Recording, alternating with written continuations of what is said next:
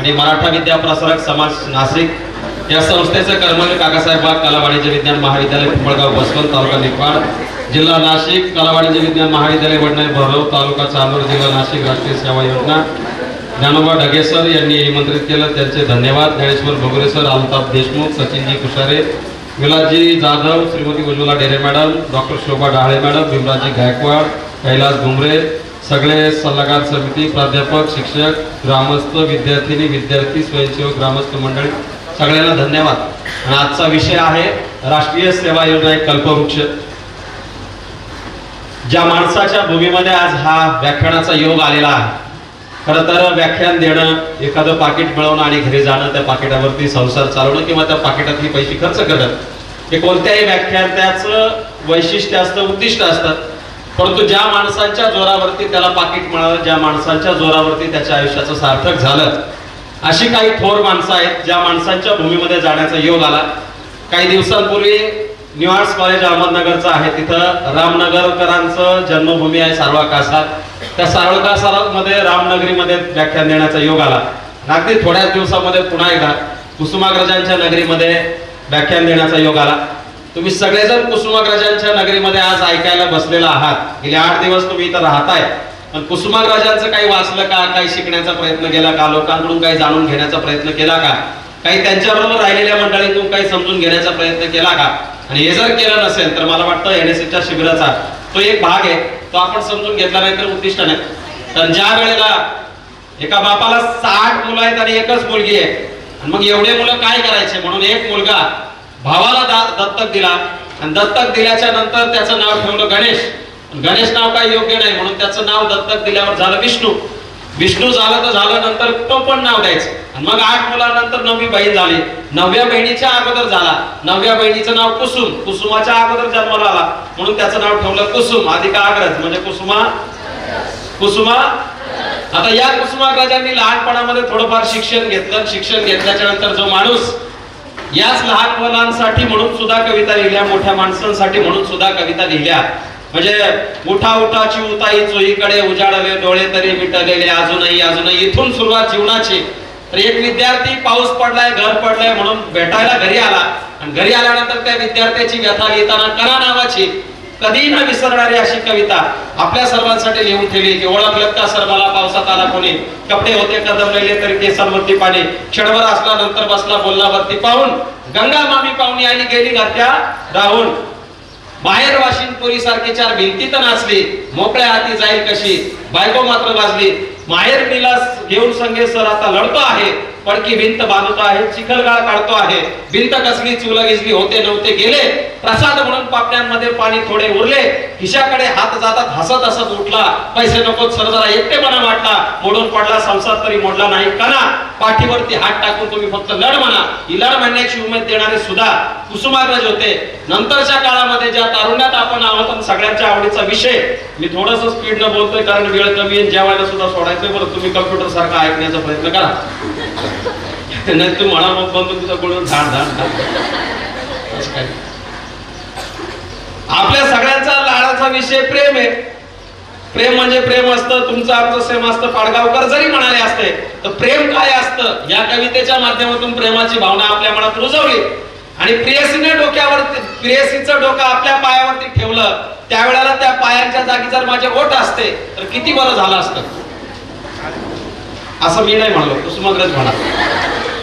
ही प्रेमाची भावना आपल्याला समजून सांगणारे सुद्धा कुसुमाग्रज होते.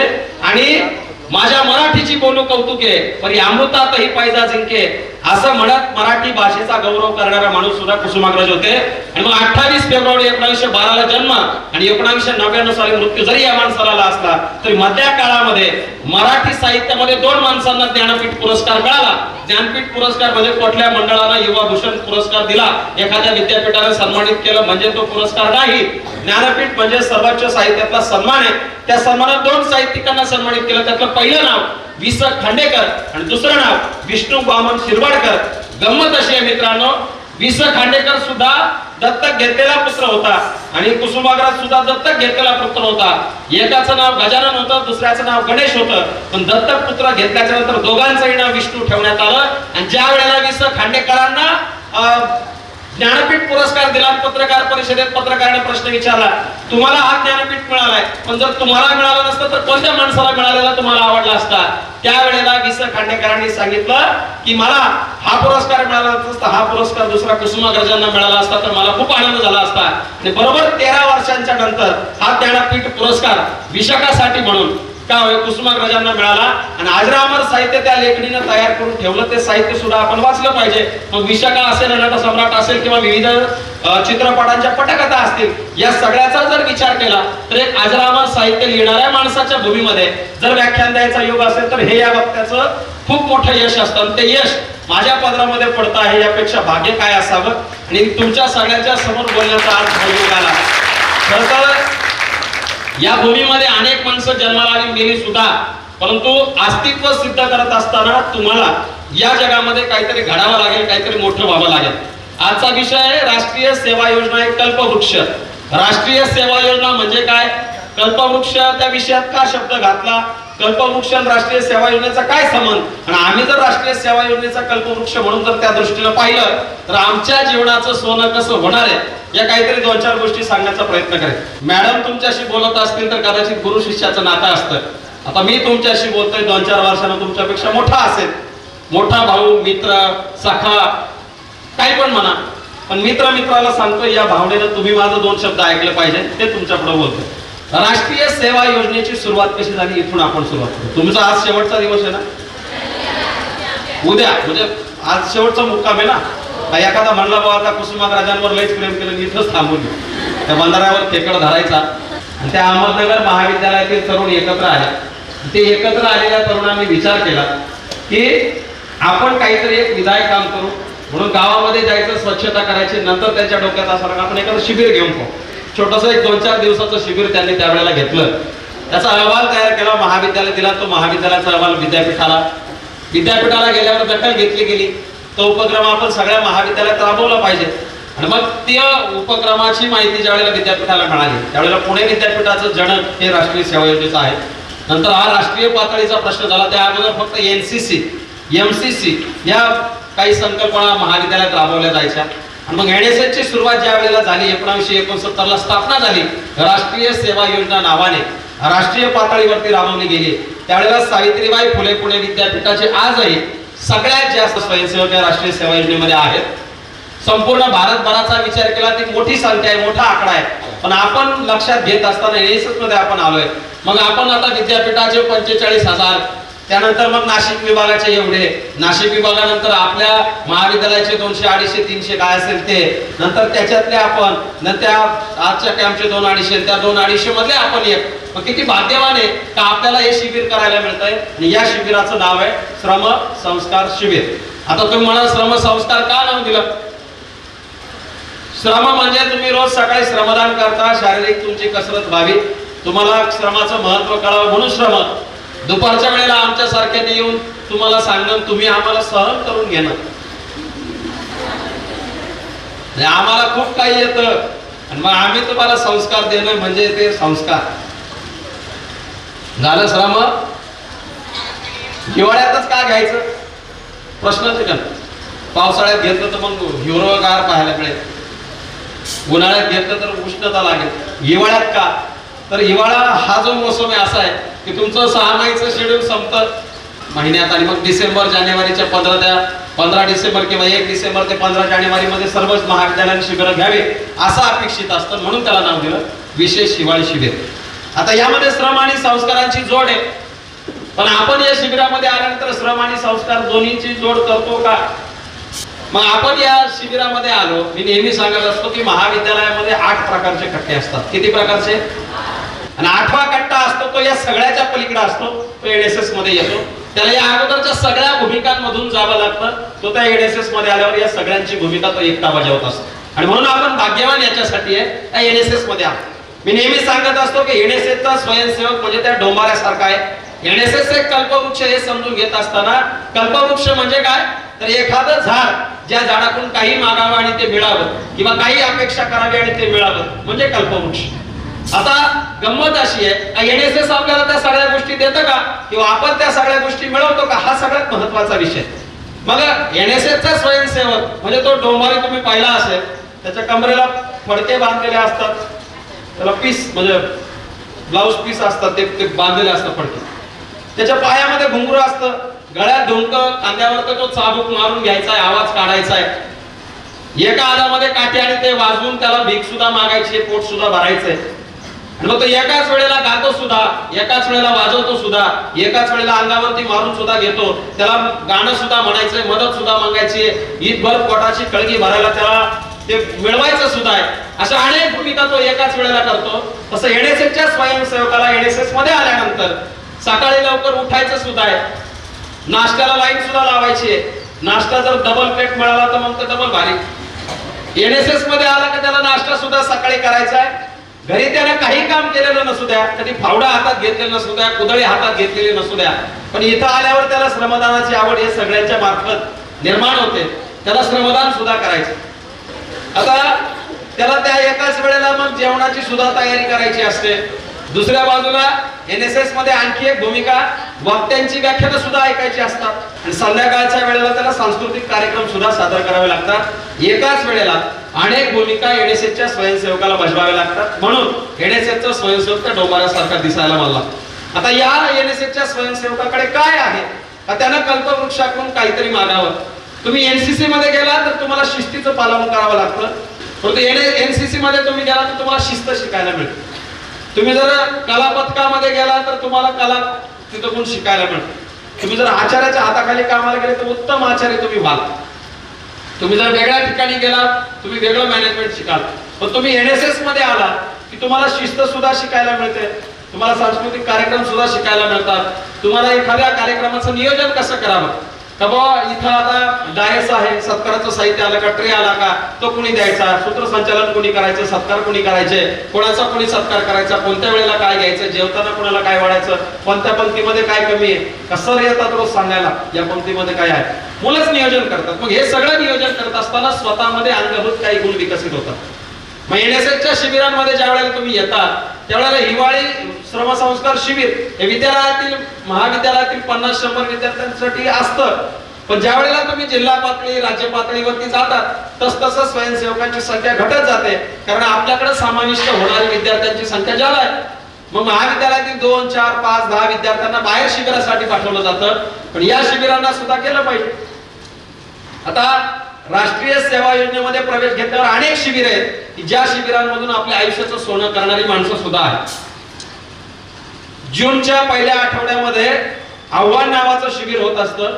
आव्हान नावाच्या शिबिरामध्ये असं की आपत्ती व्यवस्थापनाचं ते शिबिर आहे, आणि आपत्ती व्यवस्थापन शिबिरात तुम्ही सहभागी झालात की तुम्हाला 10 दिवसामध्ये प्रत्येक आपत्तीला कसं सामोरं जायचं, प्रथमोपचार पद्धती कशी आहे, म्हणजे आपत्ती कोणाला थांबवता येत नाही, एक तर तुम्हाला आपत्ती पूर्व प्रशिक्षण म्हणजे घेणं गरजेचं आहे, आपत्ती नंतर कसं व्यवस्थापन करावं ते समजून घेणं गरजेचं आहे, किंवा आपत्कालामध्ये आम्ही काय केलं पाहिजे एवढंच हे तुम्ही जर शिकलात तर तुम्हाला चान्सलर ब्रिगेडचा एक बॅच मिळतो, एक प्रमाणपत्र मिळतं.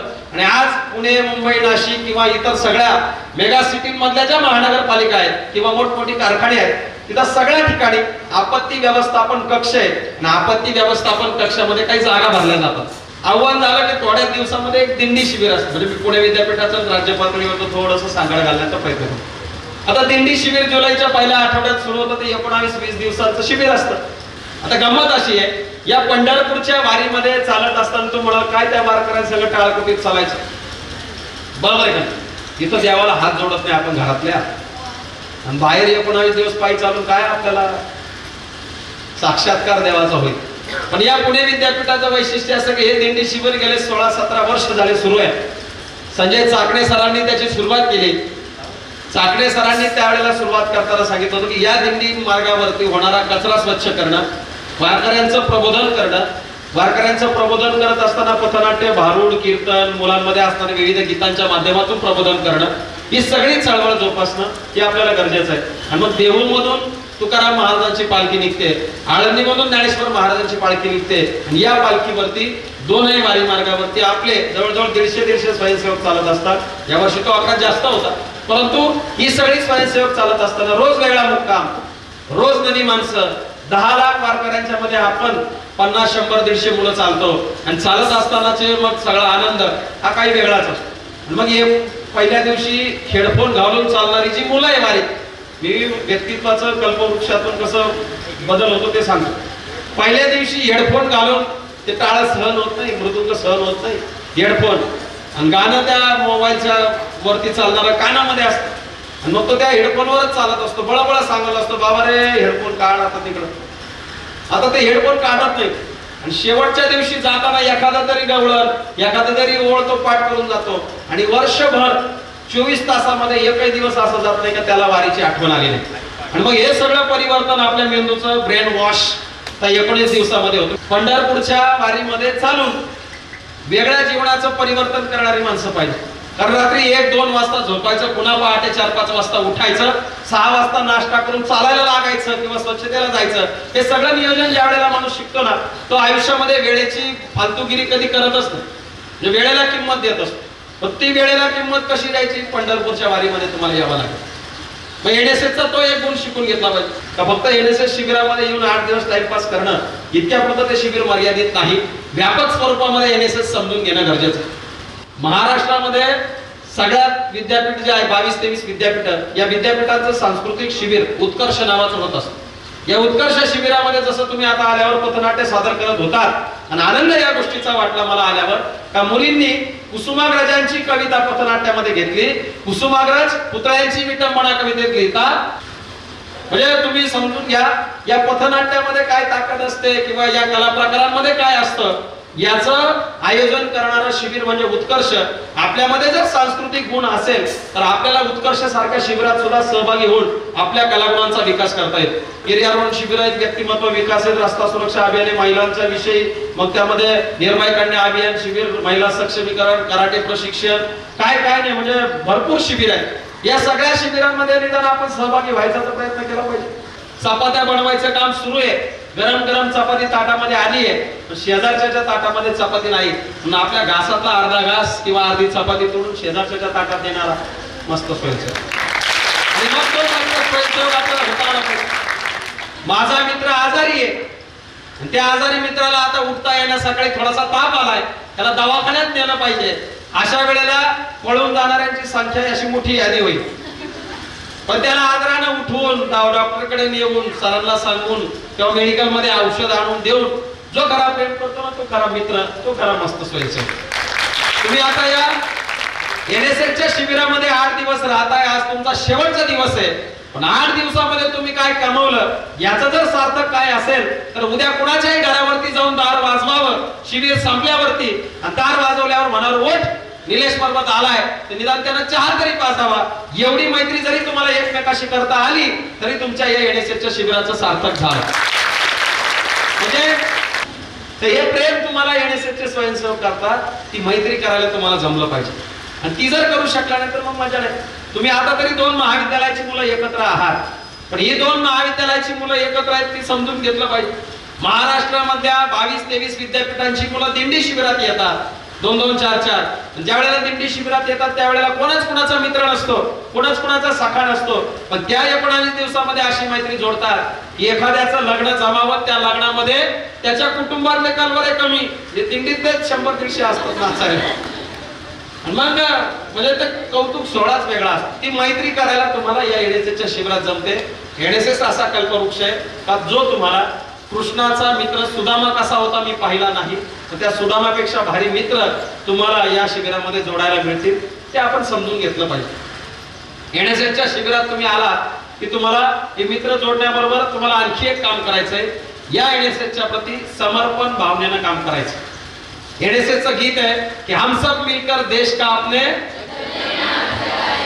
एनएसएस का परचम लेकर आगे बढ़ते जाएंगे, नेहरू और आजादी की बात से ऊंच नीच की दीवारों को आगे जाना है.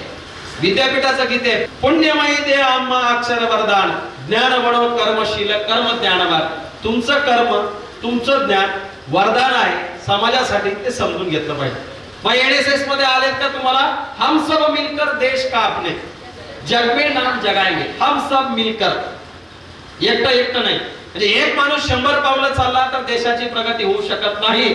पण 100 माणसं ज्या वेळेला एकच पाऊल चालतील त्यावेळेला देशाच्या प्रगती होत असते. आपण एनएसएसचा स्वयंसेवक एका बाजूला एक जण पळतोय, काम होणार नाही, बंधारा बांधून होणार नाही. 100 स्वयंसेवक ज्या वेळेला एकाच वेळेला त्याच्यावरती तुटून पडतील त्यावेळेला बंधारा पूर्ण झाल्याशिवाय राहणार. आपल्याला तो बंधारा पूर्ण करायचा आहे तर सगळ्यांना मिळून काम करावं लागेल. म्हणून एनएसएस मध्ये आला तुम्ही एकीचं बळ शिकत असता, ते एकीचं बळ आपण जोपासलं पाहिजे. एनएसएस मध्ये तुम्ही आले का तुम्हाला समर्पण भावनेने एनएसएस मध्ये जीव लावावा लागतो. एखादं ध्येय ज्या वेळेला तुम्ही मनामध्ये ठेवता की मी आज एनएसएस मध्ये प्रवेश करतोय, तो एनएसएस तुम्हाला नक्की काहीतरी दिल्याशिवाय राहणार नाही. पण त्या एनएसएस कडे बघण्याची दृष्टी आपली कशी पाहिजे. समर्पण भावना जर तुमची त्या एनएसएसच्या प्रती असेल तर काहीतरी आयुष्याचं होऊ शकतं. किती कसं समर्पण भाव असावा या दिंडीचं उदाहरण सांगतो की पंढरपूरच्या वारीमध्ये फलटणच्या मैदानावरती अनेक दिंड्या मुक्कामी असतात. आणि या दिंड्यांमध्ये ज्या वेळेला वारकरी त्या फलटणच्या मुदोजी महाविद्यालय फलटणच्या मुतारीचा वापर वारकरी करतात, सगळे स्वयंसेवक करतात. त्या मुतारीमध्ये लघवीसाठी म्हणून आम्ही 2 मित्र गेलो, लघवी करून बाहेर आलो. एक वारकरी पळत पळत आला आणि म्हणाला माऊली माऊली माऊली एवढा मोबाईल हातात धरा. त्याने अँड्रॉइड मोबाईल हातामध्ये दिला आणि लघवीसाठी तो त्या मुतारीमध्ये गेला. लघवी करून बाहेर आल्यावर जो मनात प्रश्न होता तो विचारला, मला माऊली एवढ्या गर्दीमध्ये तुम्ही आमच्या हातामध्ये मोबाईल दिला, तो मोबाईल घेऊन आम्ही चोरून पळून जाऊ शकलो असतो. म्हटलं मला माहिती आहे पुणे विद्यापीठात तुम्ही विद्यार्थी अनेक वर्ष चालताय, तुम्ही चोर नाही. दुसरा प्रश्न विचारला की हा मोबाईल तुम्ही खिशात ठेवून सुद्धा लघवीला जाऊ शकत होता, तुम्ही आमच्या हातात का दिला? तो म्हटला या मोबाईलच्या स्क्रीनवरती माझ्या पांडुरंग विठ्ठलाचा फोटो आहे, मी माझ्या पांडुरंग विठ्ठलाला मुतारीमध्ये घेऊन जाऊ शकत नाही. तो भाव तुम्हाला तुमच्या मनामध्ये आणायचा आहे. त्या एनएसएसच्या प्रती ज्या वेळेला तुमच्या मनात येईल तो भाव तुम्हाला तुमच्या मनामध्ये ठेवायचा. समर्पण भाव, प्रामाणिक निष्ठा. आणि मग हा एनएसएस ज्या वेळेला कल्पवृक्ष वाटायला लागतो त्यावेळेला मुलं त्याच्यातून काहीतरी सामाजिक काम करायला सुरुवात करतात. ते सामाजिक काम सुद्धा तुम्ही करू शकतात. अनेक मान्यवर मंडळींच्या भेटीगाठी होत असतात, स्वयंसेवकांच्या भेटी होतात. आणि या सगळ्या भेटी होत असताना तुम्ही या महाराष्ट्रामध्ये एक समुदाय, एक टीम वर्क तुम्ही तयार करत असता. ते टीम वर्क तयार करत असताना इतकी नाळ भारी असते का त्याच्यातून तुम्ही विधायक काम उभं करता. ते काम तुम्हाला उभं करता आलं की एनएसएस तुम्हाला आपोआप समजू लागतो. आता हे एनएसएस आपण सगळेजण समजून घेतलं, यशही मिळालं. मग एनएसएस मध्ये आल्यानंतर आता आपण एनएसएस ला जोपासलं सुद्धा पाहिजे. माझ्याकडे जसं एनएसएस ला आलं, मी जसं शिबिराला आले तसं पुढच्या वर्षीच्या विद्यार्थ्यांना सुद्धा तुम्ही म्हटलं पाहिजे का एनएसएस शिबिरामध्ये आलं पाहिजे. मग हे एनएसएस चांगलं आहे हे आपण येणाऱ्या पिढीला सांगितलं पाहिजे. ते जर सांगितलं तर आयुष्याचं सोनं होत असतं. कारण ज्या वेळेला या देशासाठी ज्या वेळेला गरज पडते त्यावेळेला एनएसएसचे स्वयंसेवक उभे राहतात. कोल्हापूर, सातारा, सांगली सारख्या ठिकाणी महापुराने थैमान घातलं त्यावेळेला माणुसकीचा झरा प्रत्येक शहरातून आला. तो झरा गोळा करण्याचं काम जर कुणी केलं असेल तर ते एनएसएसच्या स्वयंसेवकांनी केलं. इतकंच काय, ज्या वेळेला पुण्याला अनेक सोसायट्या पाण्यामध्ये गेल्या त्यावेळेला एनएसएसचे स्वयंसेवक उभे राहिले आणि सगळी स्वच्छता पुण्याची करण्याचं काम सुद्धा याच एनएसएसच्या स्वयंसेवकांनी केलं. तो एनएसएसचा भक्तिभाव, प्रेम आपण समजून घेतलं पाहिजे. आणि कुसुमाग्रजांच्या नगरीमध्ये आज येण्याची योग आला, तुमच्या सगळ्यांच्या समोर ते सादर करता आलं, तुम्ही सगळ्यांनी ऐकून घेतलं. एनएसएस एक कल्पवृक्ष आहे, फक्त तो कल्पवृक्ष आपण कल्पनेतून समजून घ्या. एनएसएस तुमच्या हातामध्ये अशी काठी आहे की जे जर तुमच्या हातामध्ये नीट असेल तर अपयशाचं पुत्र तुमच्या अंगावरती चाल करू शकत नाही. हे कल्पवृक्ष तुम्ही समजून घ्या, एनएसएस तुम्ही समजून घ्या. कारण एनएसएस मध्ये पूर्णपणे आपण ज्या वेळेला समर्पण भावनेनं काम करतो, तुम्ही सर्कस पाहिले असेल, सर्कस पाहिले का? सर्कशी मध्ये वरती खेळ सुरू असतात, खेळ ते लटकणारे. त्या लटकणाऱ्या माणसाला भीती नाही वाटत मी खाली पडून मोडेल, माझा तंगडा मोडेल मोडेल, मी त्याला भीती नाही वाटत. का नाही वाटत? का? खाली जाळी असते. एनएसएस तुमच्यासाठी जाळी आहे. तुम्ही आभाळामध्ये किती वरती खेळ करा, किती उच्च पदस्थ व्हा, त्या जाळीवरती तुम्ही पडणारे हे झेलून ठेवण्याचं काम एनएसएस तुमच्यासाठी करतं.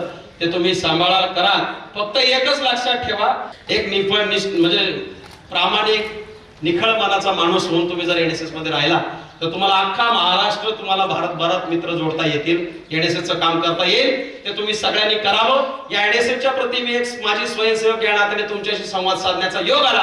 तुमच्या सगळ्यांचे आभार मानतो. एनएसएसने प्रसिद्धी दिली, एनएसएसने घडवलं, एनएसएसनेच विश्वासार्ह आज माझ्या हाती दिलं. एनएसएसची दुनियादारी, एनएसएसला सलाम आहे. एनएसएसची किमयागिरी, एनएसएसचा गुलाम आहे. धन्यवाद.